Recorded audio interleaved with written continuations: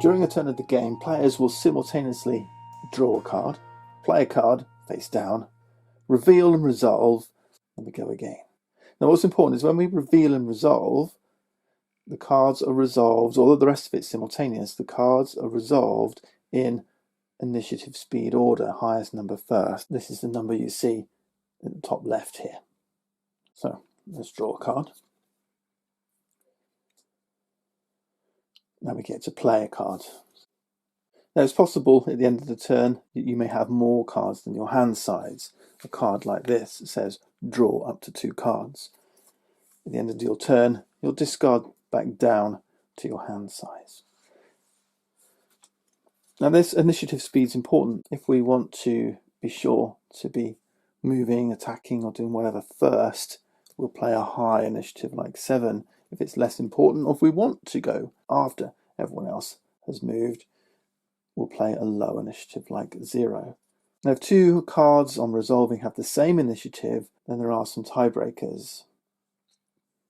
It goes defense, attack, meditation, core. I kind of wish they'd switch these 2 around so it was obvious from the back of the reference sheet, but it's defense, attack, meditation, core. So if you look at your cards, you'll see there's a suit on. This is a meditation card. So if 2 players play a speed 7 card, defense comes before, attack comes before, meditation, and lastly, core. Okay, this is a defense card. These are attack cards. All right. What we're going to play? Here's me.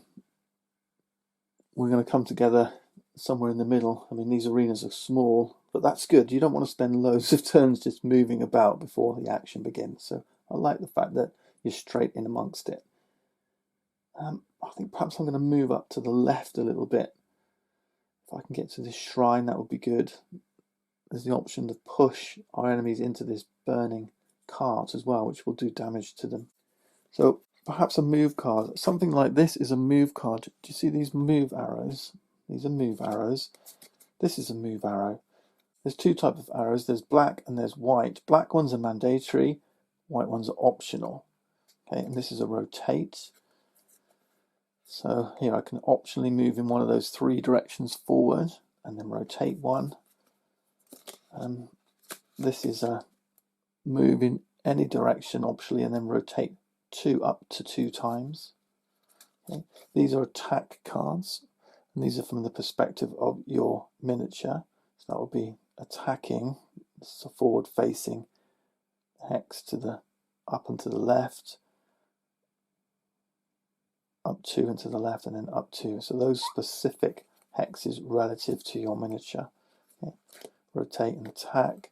You've got a push effect here, push an enemy. Right, and then you've got things like this with some textual effects that do specific things. Now notice some of these, like this rotate, have got a bar, a coloured bar, like this one's got the green, red, orange with these little icons. Okay, this refers to your Kame tree. Remember, I'm starting this neutral position.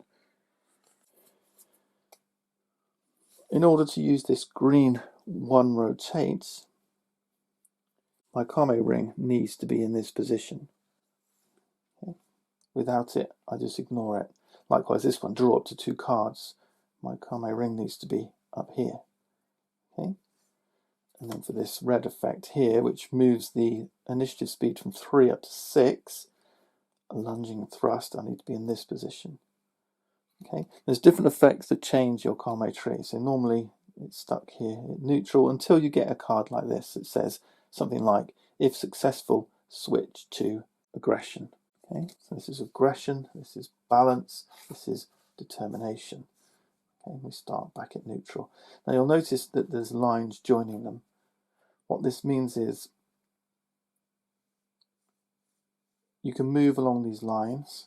Okay, so if something says change Kame up to 1 branch, that means you can move it 1 branch. I can move this way.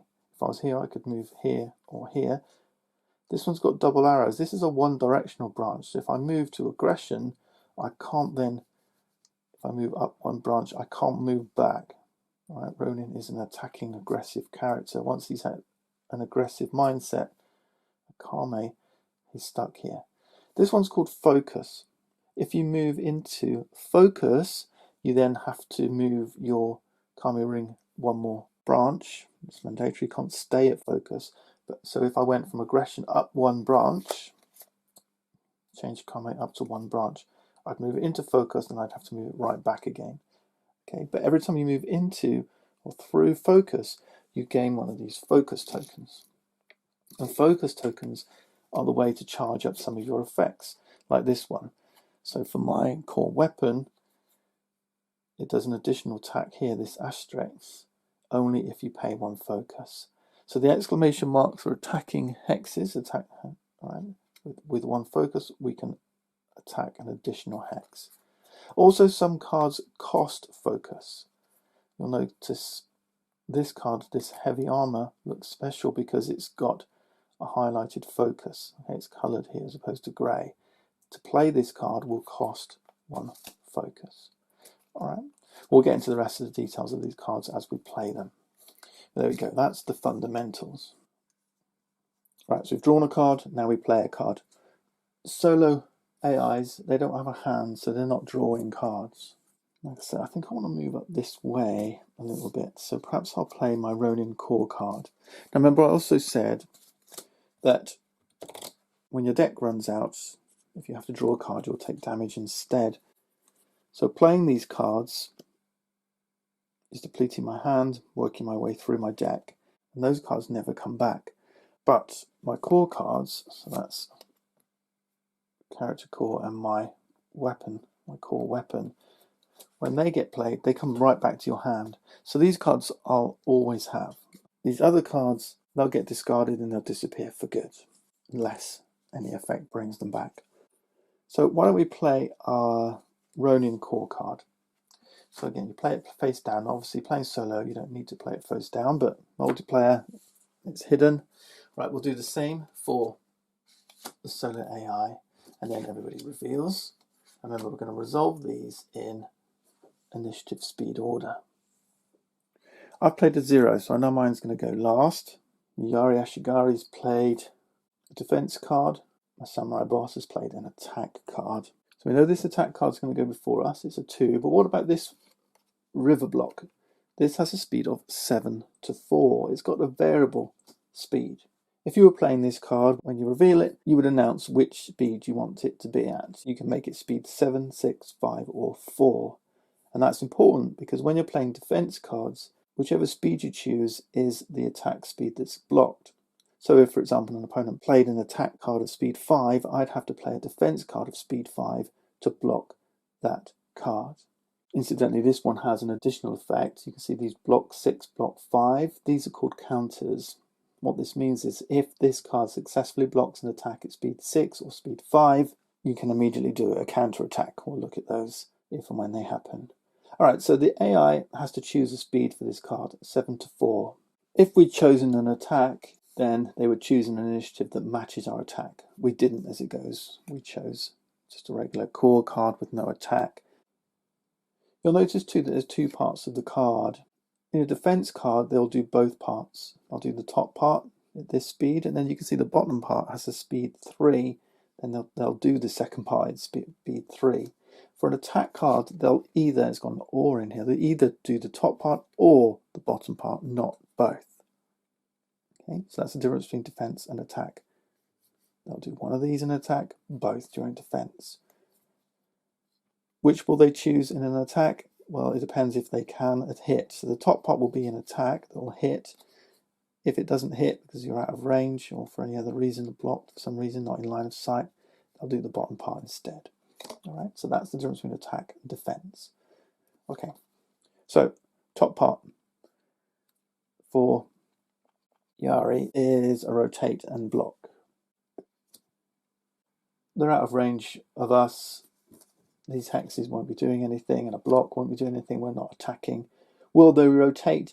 No, the AI always wants to keep us in a direct line of sight, so they're not rotating. So as it goes, they're going to skip this part. There's nothing for them to do. And we look at the next speed event, which is the same card again, actually, river block, speed 3. This was speed 2, this speed 0. So it says change AI behavior. What this means this is the behavior. Remember, behavior is either left, middle, or right. When changing AI behavior, we just follow these white arrows. So they move from preferring the left-hand side to preferring the middle. Okay, that's it, that's simple. Right, next part, we've got an optional move and rotate. Move one, rotate one. When moving an AI, they have a target square, and that's given by the solo rules. The preferred range for the samurai boss and katana ashigari, these are both melee opponents. These are your ranged opponents, okay? One with a bow, one with a rifle. But these are both melee. But the samurai boss and katana ashigari want to get adjacent to, but the Yari Ashigari wants to get 2 battlefield hexes away. Okay, they've got a long reach. So 2 battle hexes away, down the middle, so facing us, which would be this hex here. This is their target hex. If they were still preferring this side, this would be their target hex.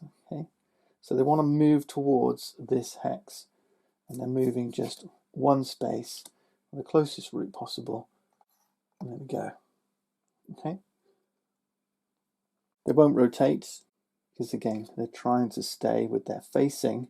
Now on these standees, facing's one of these edges. Just look at the back. He's got the back of his head, the front of his head. That's his front facing. Okay. For us, there's an arrow on the front of our base that shows our facing. So we're currently facing straight up here. So remember, that's optional because it's a white arrow, so it doesn't have to rotate. Next thing is reset deck. What we do then is shuffle their discard pile back into their deck. It's just this one card, and that includes that one card. All right. So they'll always have a reset deck in there somewhere. I think it was stack 5 when we built the AI decks. All right, so done. Okay, that's their card resolved. Next speed will be Samurai. When you reveal, you determine the speed. Remember, this is an attack card, so it's either doing the top part or the bottom part. The attack part says move, rotate, and attack adjacent.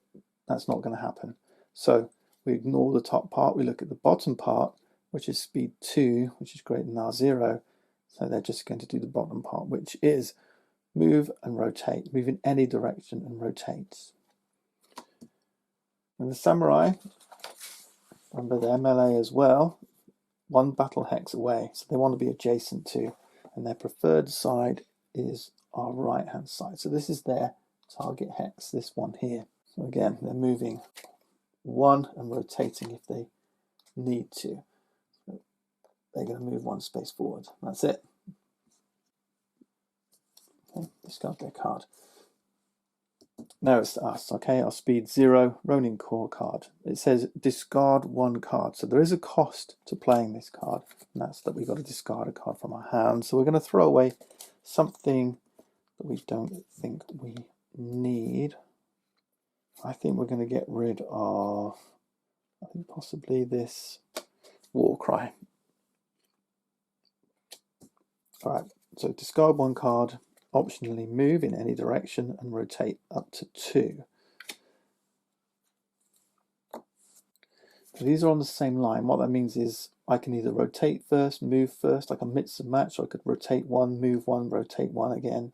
Okay, any order I wish. If they were one above the other, or it said then, so move, then rotate, you'd have to do it in a specific order. So any order, I'm going to move 1 and rotate 1. Just stay like this. In fact, no, I'm just going to stay facing this way. So let's just move 1.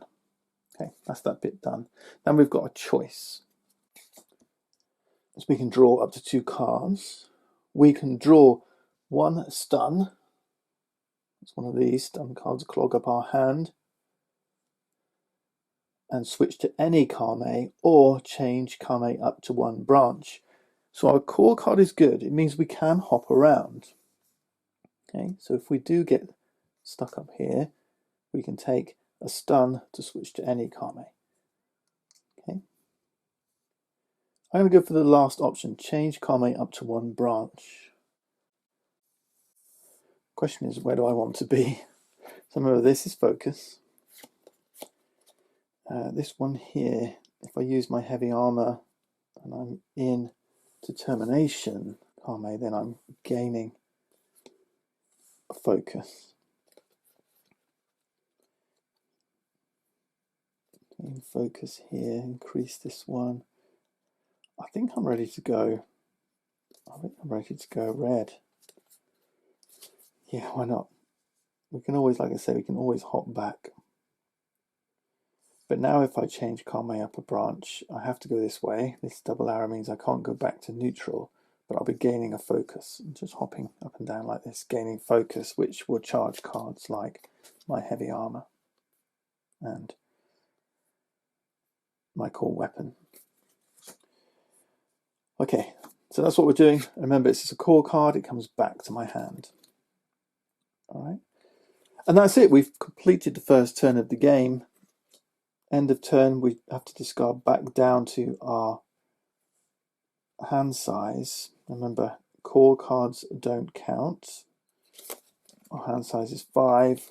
1, 2, 3, 4, 5. We've got 5. Okay, that's because we drew one, we discarded one. Okay. All right, that's it. That's the first turn of the game. You can see this game is all about managing your hand, managing your Kame, trying to find combos, using your position, preempting what your opponent's going to do, especially for something like my weapon where I need to be 2 spaces away. We're kind of preempting the fact that they're going to come down through here. I'm probably going to try and come up round, use this terrain to my advantage. Rocks here will block, as will the bamboo. Bamboo can be destroyed, but if you move in there, you will get a stun and what's called a hobble. So there's actually hobble status cards as well, which reduces your speed. The burning cart will stun and wound you. The shrine, it will stun you if you get pushed into it, if you move into it inadvertently, but if you're adjacent to the shrine, you gain 1 focus. So I like the shrine. Focus is good for charging up your cards and charging up your cards' effects. There we are then. Okay, let's move to the next turn. So we draw a card. We've got Hobbling Blow. Meditation, instant additional. Play if attack successful. So this is kind of like a response card, hence why it doesn't have a speed. You play it and then respond with it. It says play if an attack is successful, and this will hobble an opponent, and if you've got the right Kame, it will also push them, or you can take a step backwards. So this is a nice card to have as a response card. All right, I've already got one actually like this, and my heavy armor is a response card. Okay, see this icon? Okay. It's like an additional effect you apply on top. So draw, play, so the AI are going to play, and then we have to choose what to play, and I want to play my core weapon, I think. Yeah.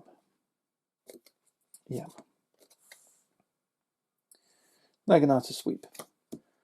Our opponents are not near us yet, but are getting closer. So we play. In solo, you can play face up. Reveal. Okay, we've got an attack card now from the army, a defense card from the samurai. The defense card is speed 7. The attack card is either 7 or 2. We decide which at this point.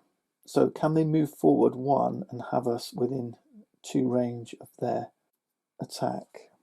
This is their target space now. This is their target space. Actually, their target space would be on this rock, okay, which they can't get to. But we'll figure that out in a second. But the key is if they move forward 1, and even if they rotate, we're not within 2 hexes. So they can't reach us. They're not going to do the ankle biter attack. They'll do the second part, which is speed 2. Okay.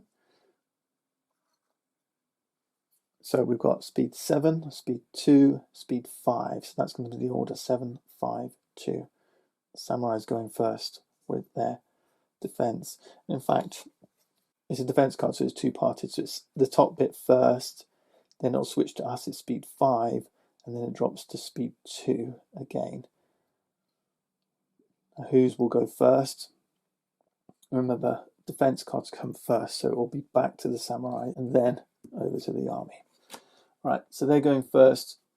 They're going to force an opponent who is in the spot in front of them to rotate 2 spaces. Nice, but there is no opponent there, so they're skipping that part.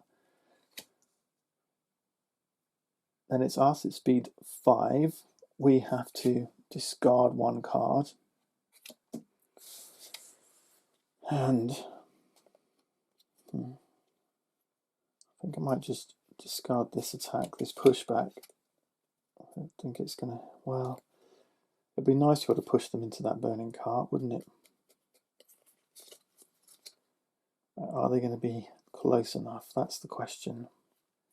I think I'm going to discard the pushback. We'll discard the pushback. We don't have the focus to pay, so this asterisk is not going to be effective, but we do get to now attack these 2 spaces. So the asterisk is this space. Remember, this is our facing. Okay, we're facing northwards, same perspective as the card.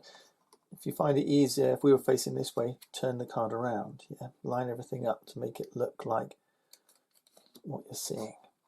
Right, so we're facing this way. The asterisk is this space. In front of that is a bamboo. That's this first hit. And then the second hit is hitting this rock. Rocks are not affected by our attacks. They're blocked spaces. But bamboo, if they get hit by an attack, they're chopped down. So we effectively remove this bamboo. Excellent. Okay. There we go. That's the attack done. We've kind of cleared a little route there through this rock for us if we wish. Okay, now next bit is speed 2. Well, we're all speed 2 now. So, remember, it's defense first, then attack. Now, ours is both a core card and an attack card, but when it comes to working out the priority, you take the highest priority. So this is an attack card before it's a core card. Okay, so we've got 2 attack cards. Which one comes first? Well, then it's down to advantage order. Remember, we have advantage because our advantage number 27 is higher than the AI's, which is always 1. So, samurai first, then us, then the army. So they have got move any direction 1. They're heading towards this hex. This is their preferred hex. And then rotate. Well, I don't think rotating gives them any advantage. We're just going to keep them where they are.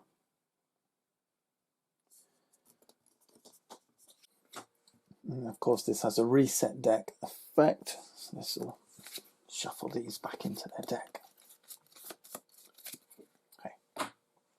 Next is me, so I get to move any direction and rotate if I wish. So I'm going to move and then rotate. That puts his preferred hex here, and that now puts his preferred hex here. Okay, he wants to be in front, 2 hexes away.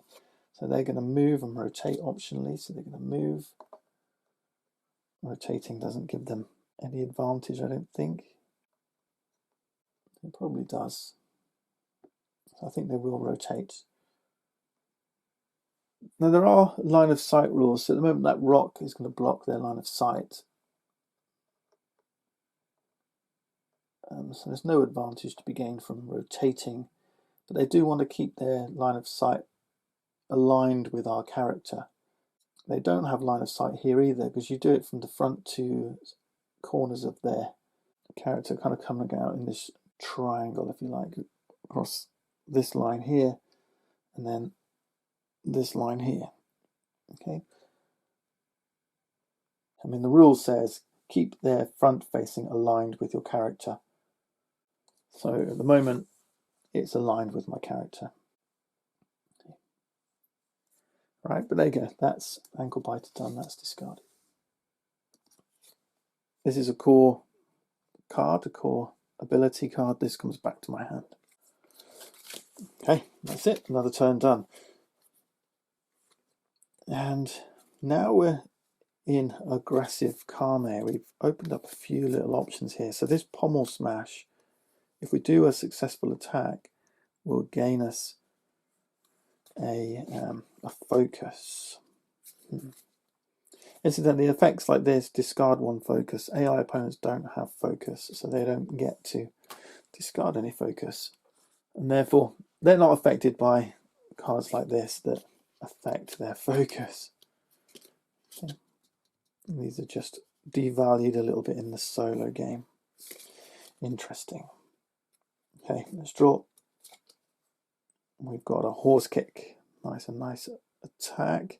That does a hit and a push, as well as a stun. Okay. AI is going to play their cards. Let's decide what we're going to do. We want to try and get up through that gap if we can. And there's a good chance they're going to move in which case we could come forward with a pommel smash. We're in red, gain a focus, put up our heavy armor. Should we try that? Yeah, then we can use our Ronin core card to scoot around this way. Perhaps. Yeah, then we can get some focus. Maybe even get 2 focus. Let's try a pommel smash. Let's try it and see what happens. Let's try it. Okay, ready?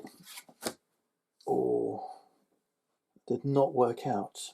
Did not work out. So they played a meditative card. Samurai played an attack. Our pommel smash has the fastest speed, so we're going first actually. So we've got a 5, they've got a 3, they've got a 2. Samurai's not going to be able to hit, so they're going to go for the second. Let's see, pommel smash first then. So we've got an optional move forward. I was thinking of going this way, but it's forward to either of these 3 hexes. So I could move into this space. I don't have green Kame. My Kame is currently at red. We are committed to an attack, so there is a rule that says if you're targeting a hex, you are committed to attack that hex, but there's a rock there. It's going to block that attack. So we don't get the if successful. Terrain, even if hit, or even things like bamboo, do not trigger if successful. Our Kame is red. We're going to gain 1 focus. And that's it. That's discarded. There's our Kame. It's at red. We will gain a focus. Okay, that's a shame. Pommel smash is a good card. All right, who's next? The Yari. Now, interestingly, they don't have line of sight. All they're looking to do is move twice. They're on their preferred spot. So they're just going to look to move and then rotate. They could go either way. So they will move to create line of sight. They could move this way. Yeah, that's another option. They could move this way because this has line of sight too. Which do they choose? Well, that's the question. And you kind of have to play a little bit fast and loose with these rules, because the only rule that governs this is a rule that says worst case is the solo golden rule. If you're forced to make a decision on their behalf, make the decision that's least preferable for your character. We're heading this way. It's like they know they're going to try and cut us off. So I think they would go this way, and they're going to try and cut us off from heading towards the shrine. So that's the way they've chosen. They won't rotate again because that's going to block their line of sight. Yeah, they're just going to move this 1 space. Third mind is done. Next is the Samurai. They've got a backhand slash. They can't attack. They've only got 1 move and rotate. It's to try and move adjacent. This is their target hex now. They're moving, trying to get here. So they're going to go for this part. They've got 1 move and 1 rotate. So closest route, they can either move to this one or this one.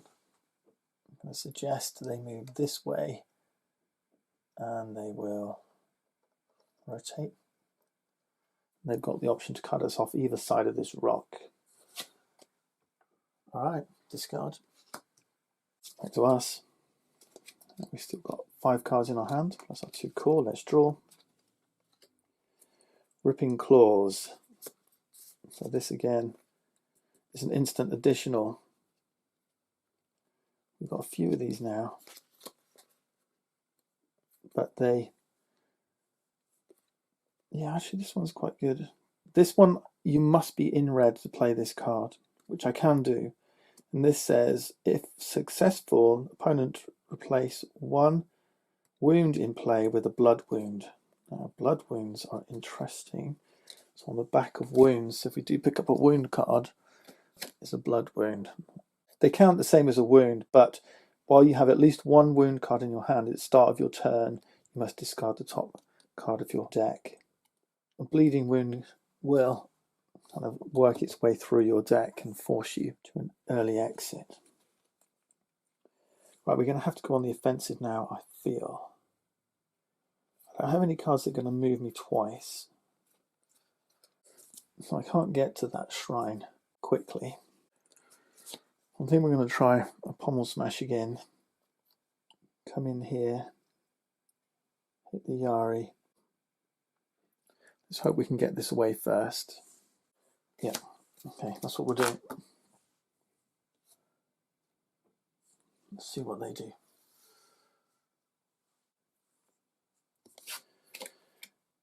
We've got a 6 attack or a 3. I think this is going to work okay because this is a lunging thrust. It only attacks on the front 2 hexes. So even if they move, it won't hit. So they're not going to do this. This is going to be a change eye behavior. So they're going for a speed 3. And then on the defensive one is speed 7. So forest step first. We've seen this before. So they'll rotate an enemy in front of them 2 spaces, which they won't do. There isn't one. So they're going to drop to speed 2. So it's us next, because the Yara is a speed 5. So we will get to move. We don't have green coming, which is balance. We're still in aggression, which is red. We do get to hit space in front of us, so we are going to get a hit off. So that's 1 wound to the Yari. That's it, they just take a wound. Okay, we hit them twice more, and they're defeated. If successful, opponent gets a stun. With stuns on the AI, it's slightly different. You immediately shuffle it into their deck. Okay, so we'll give those a good old shuffle round. And what that means is, because it's in their deck now, they're going to draw that. And when they draw the stun card, they perform no action, and then they place it next to their solo deck. Okay, so it only affects them once, and you place it alongside any wounds that they've taken. Okay, so currently they have 1 wound. That stun, if they then hit the stun limit, which is the same as their wound limit, which is 3, they're defeated. Okay. They're counted separately, so you don't add the stuns and the wounds together. Okay. Right, so there's a stun in there somewhere. So we have successfully stunned them. We don't have determination, and we're still at aggression. So aggression, gain 1 focus. So we do, pommel smash has worked a little bit better for us this time. Okay, who's next? 3 speed is next. So the first thing they do is change their AI behavior. So they're coming around this way. And then they're going to move 1 and rotate 1. Remember, their preferred space, because they want to get 2 spaces away, is this one where the samurai is standing. So the next best space is here, straight back. And they can do that. They can go straight back, but they won't change their facing. They're just going to look straight at us, and they're prepping for their next attack. And they've also made space for the samurai to come through. Okay, samurai's coming next. Samurai's favored space is here. They can get adjacent to us, so they will come in here if they can, which they can do. So they're going to move in, stand in front of us. They won't rotate, and they're going to reset their deck. So this is going into their deck once more. All right, shuffle it up. And today we're changing their behavior here. It is possible to change their stance. There are poison effects that you can apply to AI, and that will change their stance. They'll move if you want to. I think it's optional. Moving from offensive to defensive, defensive, offensive. And it's up to you. So you can manipulate the AI a little bit with some card effects. Don't think we're going to see that in this game. Okay. We've got time for one more turn. I think we've got time for one more turn. So let's see. We've got 5 cards yet we don't discard. Let's draw back up and see what the AI will do. If I can move next to this shrine, it will give me some focus. I've got 2 focus now, so I can really charge some of these effects up. And you have to look ahead. I mean, you can see a card like this, reverse carved fang, is good. It does 2 wounds. That's a killing blow. 2 steps backwards and 2 attacks. This is mandatory, so I can't do it. If I play this, other characters don't block line of sight, but this is a mandatory step backwards. So I would have to step backwards and hit the samurai. That's a good card, but it's going to cost me a focus to play. That would work. That would put 2 hits on the samurai. There are other cards that do 2 hits. I've got lunging thrust. So that's an option. Lunging thrust. I'm in attack, speed 6. I could do that and do a killing blow on the Yari. So which do I do? Do I do the killing blow on the Yari and risk getting hit by the samurai? I mean, it's possible also that they'll outspeed us and move away. Speed 6 is pretty good. 7 is better. But even so, I'm still going to suffer a hit. This doesn't get me next to the shrine. I mean, this step back here would get me next to the shrine, but it would mean I'm not hitting anybody. So, do you know what? I kind of like the idea of this. I'll hit him for 2 and then I'll step backwards. We'll see what happens next. Okay, I'm going to play this one, reversed carved fang, and then we'll wrap up the video.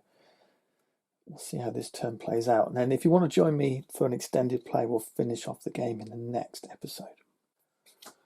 Hey, that's the one then. Let's pay the 1 focus. So I have to pay to play because of this icon. All right. I'm down to 1 focus. Oh, they've got their stun. I could have done him. I could have killed him in 1 blow. Oh, they've got a war cry. Let's see what happens. So this stun's coming alongside their wound. 2 7s. Mine's an attack. Theirs is a meditation, so our card goes first. Instead, this is a ranged attack. Okay, so you're going to see this next. But we do get the jump on them. Okay, do get the jump on them. So we're doing our attack first. We've got a mandatory step backwards. So we can step back to here, or to here. Obviously, I'm going here. We're going to hit for 2. We're going to hit the samurai for 2 wounds. That's a great strike. But we are in a vulnerable position now. If successful, push 1. They don't have to be adjacent, so we are pushing the samurai back 1 space. It's always directly away from your direction of facing.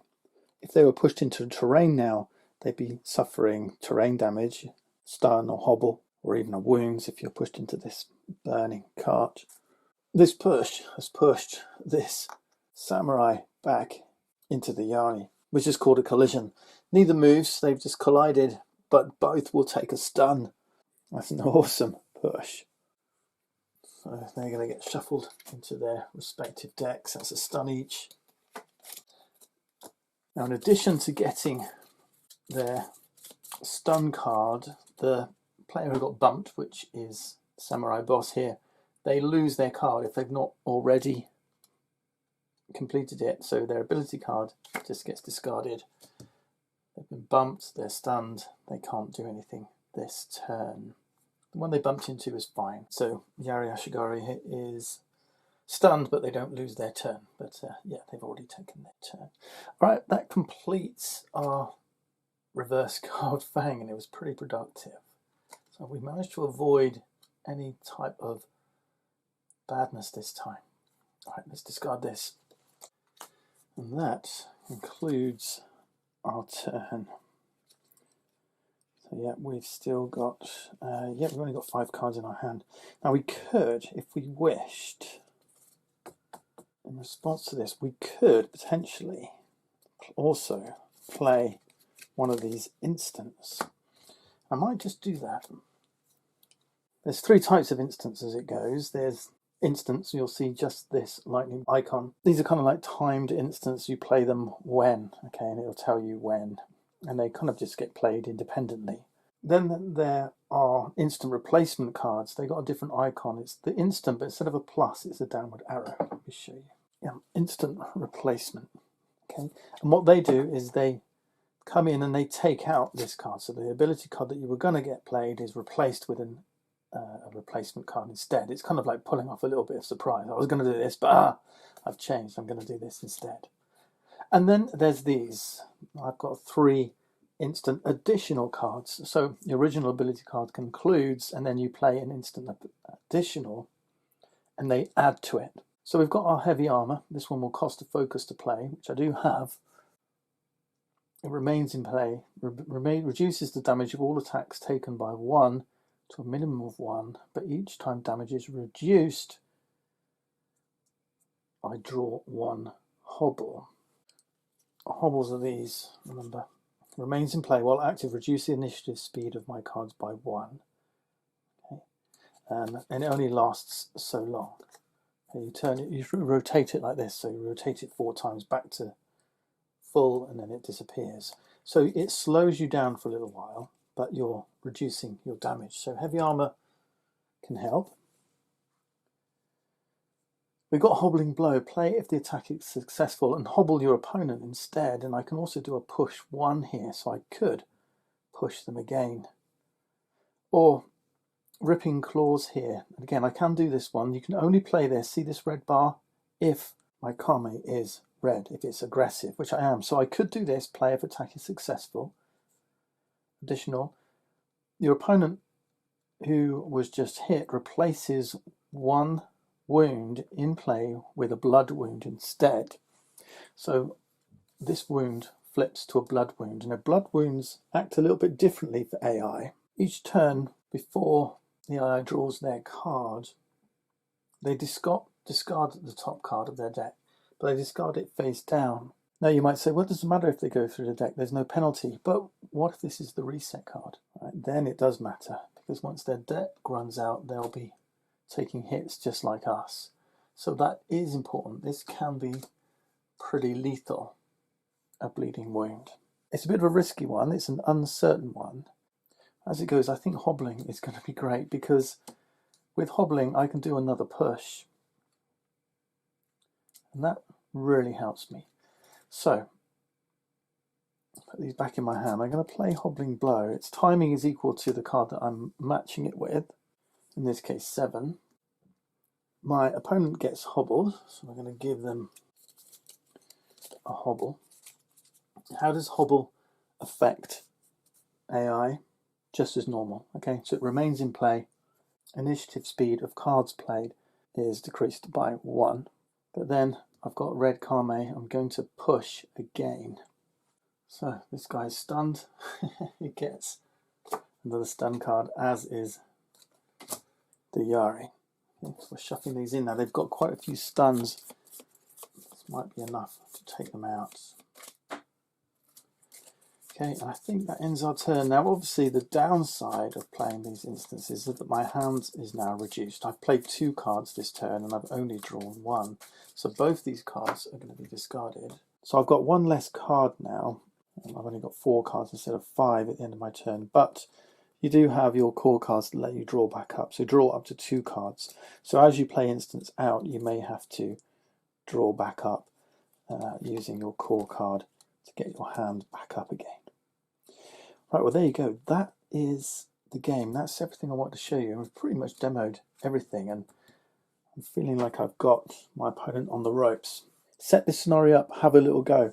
One little thing I would adjust, after taking out your first opponent, bring in a reserve of one of these ranged units, and I think this will be a great way to get to know the game. Perhaps we'll bring in this Yumi Ashigari when the first man falls, perhaps on this back hex. For now though, let's wrap up this video. This may have given you everything you want to see in how to play Senjutsu Battle for Japan. If not, come back next time and join me as I finish up playing this solo game. Thanks for watching. See you next time.